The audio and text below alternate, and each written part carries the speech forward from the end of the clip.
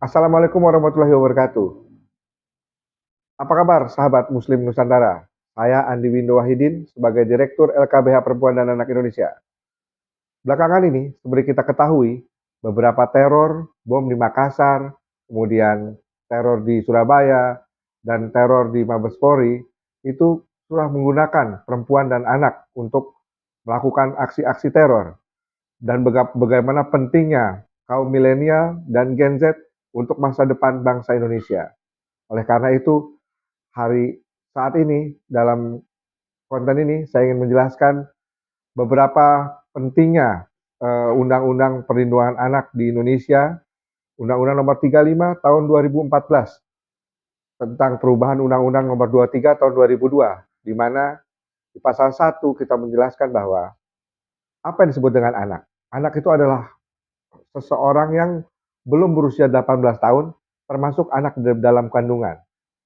Nah, oleh karena itu, dalam perlindungan anak, kegiatan untuk menjamin dan melindungi anak dan hak-haknya agar dapat hidup, tumbuh kembang, dan berpartisipasi secara aktif, optimal, dengan harkat dan martabat kemanusiaan, serta mendapat perlindungan dari kekerasan dan diskriminasi. Nah, aksi-aksi itu menggunakan anak. Anak tidak boleh dipakai dalam perlakuan salah, walaupun untuk kekerasan radikal maupun kegiatan politik nantinya. Tugas anak itu adalah sangat sederhana. Anak itu yang penting belajar yang baik, menjauhi pergaulan yang tidak baik. Kalau kata anak-anak zaman sekarang, jauhi teman-teman yang toksik. Di antaranya teman-teman yang mempengaruhi, menyebarkan paham-paham yang tidak penting. Yang penting adalah kesatuan bangsa. Hak anak adalah bagian dari hak asasi manusia yang wajib dijamin, dilindungi, dan dipenuhi oleh orang tua, keluarga, masyarakat, negara, pemerintah, dan pemerintah daerah. Anak-anak tersebut, apabila terpapar oleh kegiatan terorisme, adalah kewajiban dari pemerintah untuk memberikan perlindungan khusus terhadap dirinya. Dalam pasal 15, huruf A, penyalahgunaan anak dalam kegiatan pemilu, pelibatan dalam sengketa bersenjata, perbuatan dalam kerusuhan sosial, termasuk demonstrasi, pelibatan dalam peristiwa yang mengandung unsur kekerasan, pelibatan dalam peperangan dan kejahatan seksual, di mana anak-anak tersebut harus betul-betul dilindungi. Pengalaman saya beberapa waktu lalu, kejadian di Bawaslu, kemudian kasus Omnibus Law, ini para politikus yang sangat kotor menggunakan cara-cara mempergunakan anak-anak untuk melawan aparat. Telah kita ketahui, alhamdulillah Polda Metro Jaya, baik itu dengan jajaran Polresnya, setelah mengetahui anak-anak ini dimanfaatkan, mereka hanya didata, kemudian dipulangkan ke orang tuanya masing-masing. Setelah mendapatkan edukasi dari aparat maupun lembaga-lembaga terkait seperti LPSK, nah kemudian anak-anak tersebut dipulangkan. Kewajiban pemerintah dalam pasal 59 Undang-Undang 35 tahun 2014, pemerintah dan pemerintah daerah maupun lembaga lainnya berkewajiban memberikan perlindungan khusus terhadap anak. Perlindungan khusus tersebut adalah untuk termasuk untuk korban terorisme. Di sini maksudnya adalah korban terorisme tersebut adalah korban dari orang tuanya yang melakukan terorisme, kemudian harus memberikan edukasi terhadap pendidikan, ideologi, dan nilai-nilai nasionalisme terhadap anak-anak yang ditinggalkan oleh para teroris dan radikal ini. Nah, kemudian dilakukan konseling bahayanya teroris, dan kemudian dilakukan rehabilitasi sosial dan pendampingan oleh peksos di daerah maupun di wilayahnya masing-masing. Ini adalah gunanya agar anak-anak ini tidak mengikuti jejak-jejak yang dilakukan oleh orang tuanya. Nah, ini kita lihat cukup sangat berhasil dewasa ini, aksi-aksi terorisme eh, sangat-sangat berkurang, makanya peran serta orang tua sangat-sangat penting. Orang tua harus mengetahui apapun itu kegiatan anak. Anak itu harus pulang misalkan dari pukul 9 malam, udah harus berada di rumah.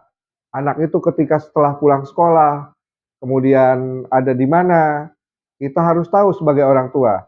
Jangan melepas anak ini dalam kegiatan, misalkan dia dengan alasan pergi les ke rumah ke temannya, kemudian tidak pulang, padahal dia mengikuti kegiatan-kegiatan demonstrasi, radikalisme, terorisme, kemudian juga banyak dipakai untuk sebagai alat-alat orang dewasa yang mempunyai kepentingan-kepentingan ideologi yang sangat bertentangan dengan Negara Kesatuan Republik Indonesia. Oleh sebab itu, kita sebagai orang tua benar-benar menjadi benteng pertama untuk mencegah adanya radikalisme maupun terorisme di Indonesia. Kita tidak ingin ada korban lagi. Kita ingin negara ini sejahtera, damai, tidak ada konflik berbagai suku, agama, ras, dan antar golongan. Dengan pemilu yang damai, kemudian apapun yang terjadi, nomor satu adalah persatuan bangsa Indonesia. Mengapa hal ini penting? Di pasal 76B berbunyi, setiap orang dilarang menempatkan, membiarkan, melibatkan, dan menyuruh melibatkan anak dalam situasi perlakuan salah dan penelantaran. Nah, itu diantaranya menempatkan anak dalam situasi di dalam demonstrasi, di dalam situasi anak dalam melakukan aksi-aksi teror. Yang terbaru itu di Surabaya, bahkan satu keluarga tega seorang bapak membuat si anak ikut dalam aksi-aksi terorisme. Itu perlu dipikir itu. Bagaimana seorang bapak yang harusnya memberikan jaminan kehidupan, keselamatan buat anaknya, masa depannya dalam pendidikan, menjaga kesehatan, ini bahkan tega dalam bersama-sama melakukan aksi. Nauzubillah min dzalik, ya Allah. Mudah-mudahan itu adalah aksi yang terakhir dan tidak akan terjadi lagi. Karena kita benar-benar sayang semua terhadap anak-anak Indonesia. Anak-anak yang punya masa depan, membawa kemajuan bangsa ini ke era yang lebih maju menjadi negara maju. Yang dari berkembang menuju ke maju, kemudian menjadi negara yang sejahtera. Nah, kemudian di dalam pasal 77B itu adalah pasal yang menjelaskan tentang ancaman hukumannya. Ancamannya adalah yang melakukan kegiatan-kegiatan tersebut dipidana dengan pidana penjara paling lama 5 tahun dan denda 100 juta. Nah, ini cukup buat para keluarga di Indonesia, bapak maupun ibu di seluruh dari Sabang sampai Merauke. Kami berharap Anda menjadi tonggak benteng pertama menjaga anak-anak kalian semua sebagai anak-anak yang sejahtera, cerdas, kemudian juga religius, berakhlak mulia. Karena kita tahu kita itu harus berakhlak. Aksi-aksi teroris jauh dari akhlak yang mulia. Karena mereka hanya menimbulkan kekerasan, teror yang sangat-sangat bertentangan dengan agama kita. Begitulah sahabat Muslim Nusantara. Kita bersatu padu menggalang kekuatan untuk keluarga-keluarga di Indonesia. Oke, sahabat Muslim Nusantara, anak-anak ini sejak kecil kita didik, kita berikan akhlak yang baik, kita berikan moral yang baik, kemudian kita berikan ideologi Pancasila yang sangat betul-betul luhur dari leluhur kita, kemudian kita berikan dia betul-betul kehidupan dari kecil sampai hingga dewasa. Kita berharap anak-anak ini ke depan betul-betul tidak lagi mengikuti kegiatan-kegiatan yang sifatnya eh, demonstratif, radikalisme, kekerasan, teror. Kita sangat berharap. Oleh sebab itu, kita bersama dari keluarga, RT, RW, lurah, camat, sampai ke pemerintahan pusat. Kita harap betul-betul kegiatan-kegiatan ini dapat menekan jumlah anak-anak yang terpapar oleh radikalisme dan terorisme. Baik sahabat Nusantara, penjelasan saya malam ini tentang pentingnya generasi muda, milenial, dan Gen Z untuk masa depan bangsa. Sampai berjumpa lagi di lain kesempatan. Muslim Nusantara.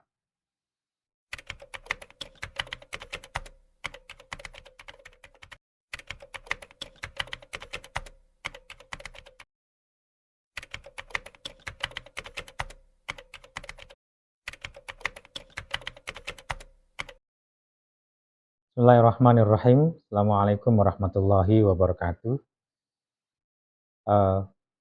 Kawan-kawan sekalian di seluruh Indonesia, kawan-kawan milenial, kawan-kawan generasi Z dan generasi Y, hari ini kita akan berbicara tentang upaya untuk menangkal radikalisme atau cuek radikalisme di kalangan anak milenial. Seperti diketahui bahwa negara kita adalah negara yang sangat multikultural, bahkan dengan negara yang dengan tingkat variabilitas terbesar di dunia.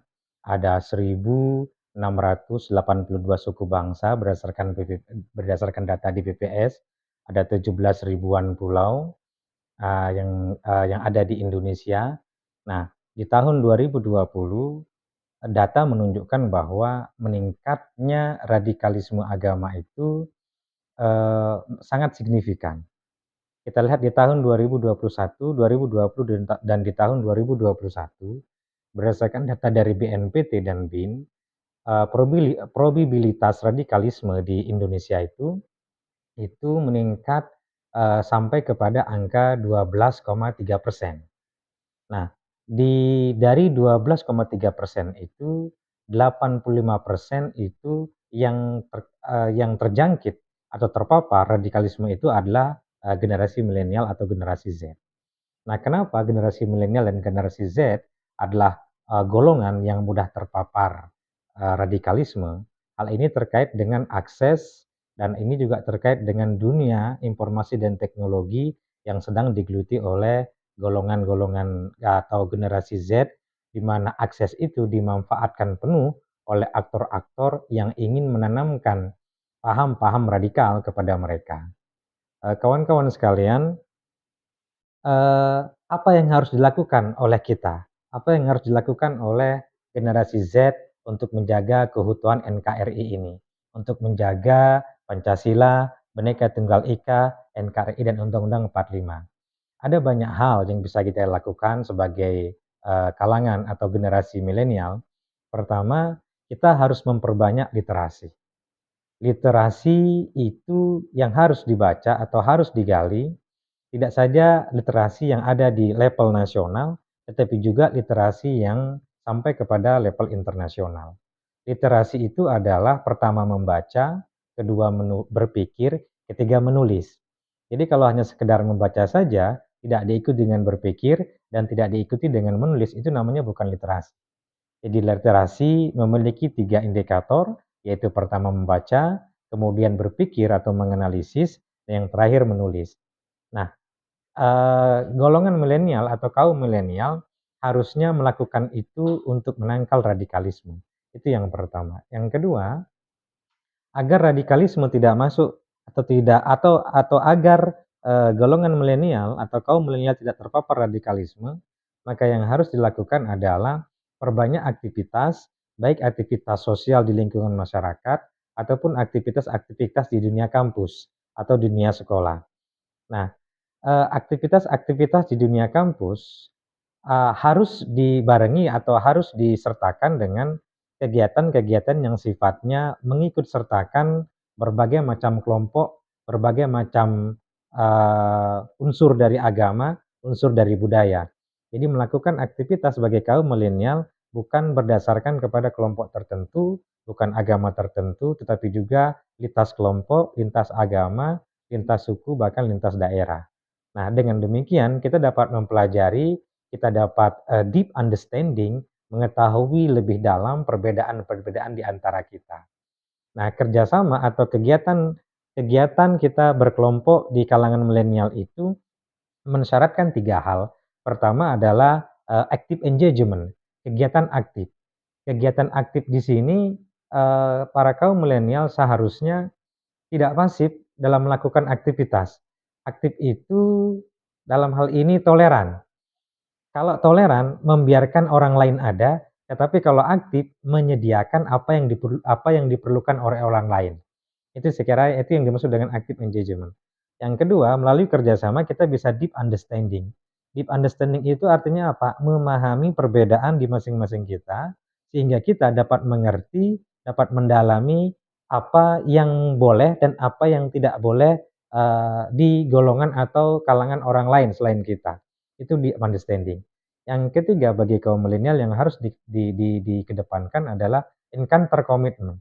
Yang dimaksud dengan encounter commitment itu artinya penyamaan kesepakatan atau dalam bahasa agama disebut kalimatun sawa. Kesepakatan itu didasarkan atas persamaan tujuan, persamaan kebangsaan, persamaan rasa, dan persamaan niat. Jadi jika 3 hal ini dikedepankan dalam berbagai macam kegiatan anak muda atau kaum milenial di dunianya, maka perbedaan, maka radikalisme atau intoleransi itu akan tertangkal dengan sendirinya. Jadi harus pertama harus ada active engagement, keterlibatan aktif antar sesama. Yang kedua harus deep understanding, pemahaman mendalam terhadap perbedaan serta kekurangan masing-masing. Yang ketiga ada encounter commitment.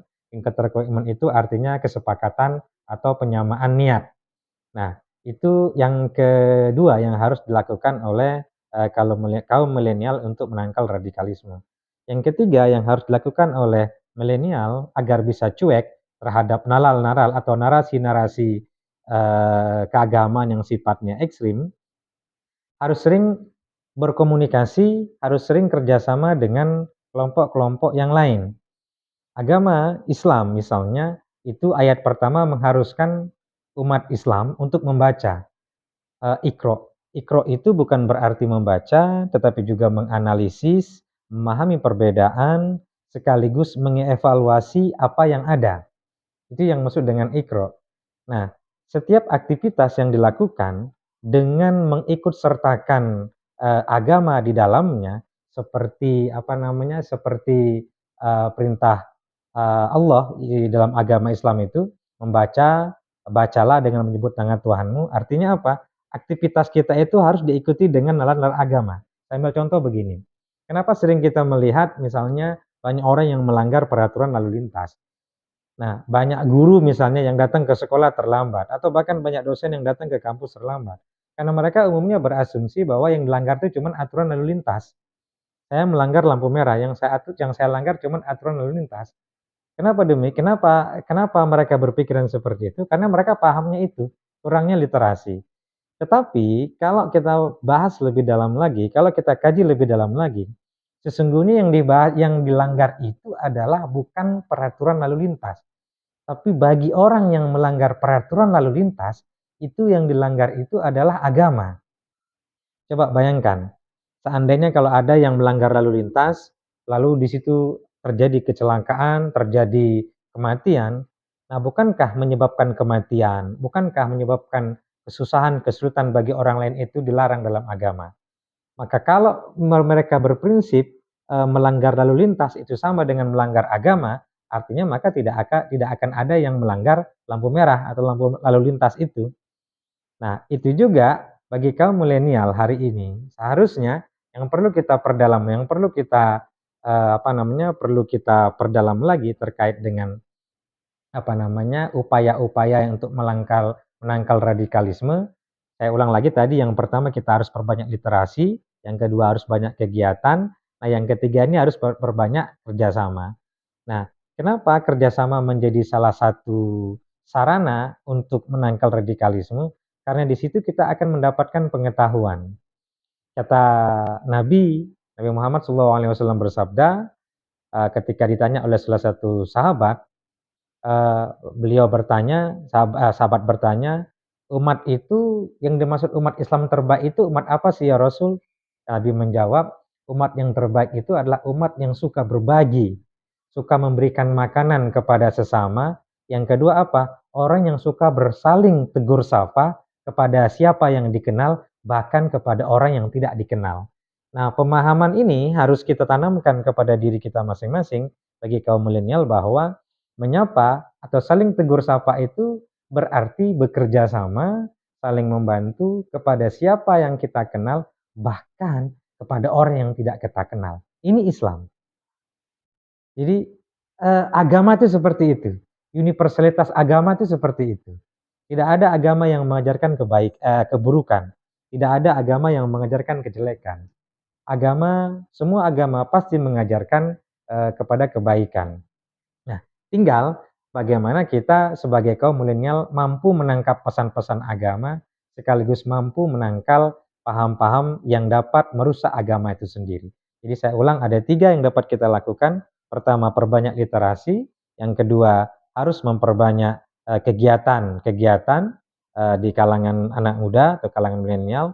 Yang ketiga, harus memperbanyak kerjasama. Nah, ini yang dapat kita lakukan untuk menangkal radikalisme bagi kaum milenial. Yang terakhir saya ingin katakan bahwa kalau kita berbicara milenial, maka kita berbicara tentang teknologi informasi. Kalau kita berbicara tentang teknologi informasi, maka kita akan berbicara tentang segala sesuatu pengetahuan yang kita dapatkan dari media massa. Maka bagi kaum milenial harusnya sebelum menerima atau sebelum membaca informasi dari media massa, terlebih dulu harus punya prinsip say no to hoax. Berkatalah, saya tidak akan mau menyebarkan hoax. Say no to hoax, say no to radicalism. Nah, artinya apa? Dari situ kita bisa menangkal, setidaknya kita sudah punya jiwa yang dapat menangkal paham-paham yang dapat mengantarkan kita kepada sesuatu yang dapat merusak NKRI. Memang bagi kaum milenial emosi, kemudian jiwa muda, kemudian pikiran dan rasa emosional yang dimiliki begitu menggebu-gebu. Kita tidak bisa memungkiri itu. Ada paham-paham yang gampang sekali bisa diterima oleh kaum milenial. Misalnya absolutisme. Orang-orang milenial itu seringkali absolutisme, umumnya itu absolutisme. Yang dimaksud dengan absolutisme itu artinya kesombongan intelektual. Jadi mereka mengaku kadang-kadang banyak yang mengaku bahwa saya bisa, I can do everything. Saya bisa melakukan semuanya. Yang kedua ada namanya fanatisme. Fanatisme itu kesombongan emosional. Jadi kalau enggak golongan saya enggak mau, fanatik terhadap golongannya. Yang ketiga itu ada eksklusivisme. Eksklusivisme itu artinya kesombongan sosial. Nah, kesombongan sosial ini karena terkait dengan siapa temannya, siapa kelompoknya, dan kepada siapa dia berinteraksi. Yang keempat itu ekstremisme, berlebih-lebihan dalam bersikap, dan yang terakhir agresivisme, berlebih-lebihan dalam melakukan tindakan fisik. 5 hal inilah yang jika masuk atau sudah dipaparkan kepada kaum milenial, maka kaum milenial menjadi yang awalnya menjadi agen of change, sebagai agen untuk melakukan perubahan, akhirnya berubah menjadi agen yang dapat melakukan pengerusakan. Nah, 5 paham ini yang harus dicueki oleh orang-orang milenial. Saya ulang, 5 paham ini: pertama, absolutisme harus ditolak atau dihindari. Yang kedua, fanatisme. Absolutisme itu kesombongan intelektual, fanatisme itu kesombongan emosional, eksklusivisme itu kesombongan sosial, ekstremisme berlebih-lebihan dalam bersikap, dan agresivisme berlebih-lebihan dalam melakukan tindakan fisik. Jika ini dihindarkan oleh kaum milenial, maka kaum milenial dapat menjadi agen of change. Jadi menjadi agen untuk dapat melakukan perubahan, bukan agen yang dapat menjadi atau agen yang dapat melakukan pengerusakan. Saya kira itu yang dapat saya sampaikan untuk kaum milenial. Semoga yang saya sampaikan ini bermanfaat. Saya akhiri, Assalamualaikum warahmatullahi wabarakatuh.